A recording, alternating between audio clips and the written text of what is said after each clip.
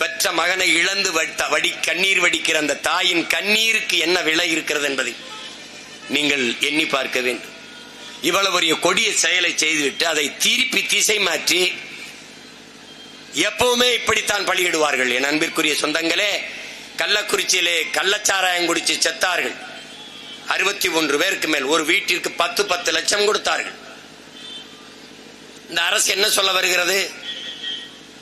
நாட்டின் பாதுகாப்புக்கு எல்லையிலே நின்று செத்து திரும்பி வந்த உடல், உயிரற்ற உடல் வீடுகளுக்கு வருகிறது. ராணுவ வீரனின் உடல்.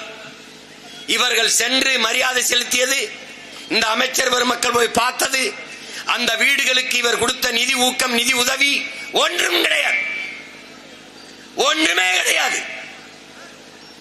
நாட்டின் பாதுகாப்புக்கு நின்று செத்து வந்தவனை கண்டுகொள்ளாத இந்த நாடு சாராயம் குடிச்சு செத்தவனுக்கு 10 லட்சம் கொடுக்கிறது. இது என்ன சொல்ல வருகிறது? சாவது என்றானால் சாராயம் குடிச்சு சாங்கல். 10 லட்சம் கொடுக்கிறோம், குடும்பத்தில் பிள்ளைகளை எல்லாம் படிக்க வைக்கிறோம், வீட்டுக்கு ஒருவருக்கு அரசு வேலை கொடுக்கிறோம் என்கிறது. அப்படி என்றால் இந்த செயலை சட்டப்படி குற்றம். சாராயம் காய்ச்சுவதும் விற்பதும் அந்த சட்டப்படி குற்ற செயலை அரசு சட்டப்படி ஊக்கப்படுத்துகிறது. இதுதான் இந்த அரசு. எப்படி இருக்கு? காவலர்களால் அடித்து கொல்லப்பட்ட அஜித்துக்கு 5 லட்சம் நிவாரணம், கள்ளச்சாராயம் குடிச்சு செத்தவனுக்கு 10 லட்சம் நிவாரணம். இதுதான் திராவிட மாடல் ஆட்சி.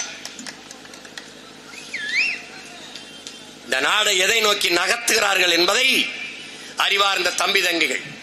மண்ணள்ளி விற்பவன், மலையை குடைந்து கற்குவாரிகள் எம்சாண்ட் என்று விற்பவன், மணலை எல்லாம் சவடு மணல், அந்த மணல் தூர்வார்கள் என்று அள்ளி விற்பவன் எல்லாம் சமூகத்தில் மதிப்புமிக்க பெருமகன், போற்றத்தக்க முதலாளிகள், குவாரி ஓனர், மணல் குவாரி ஓனர், அதிகாரத்திற்கு அவர்களோடு நேரடி நெருக்கம்.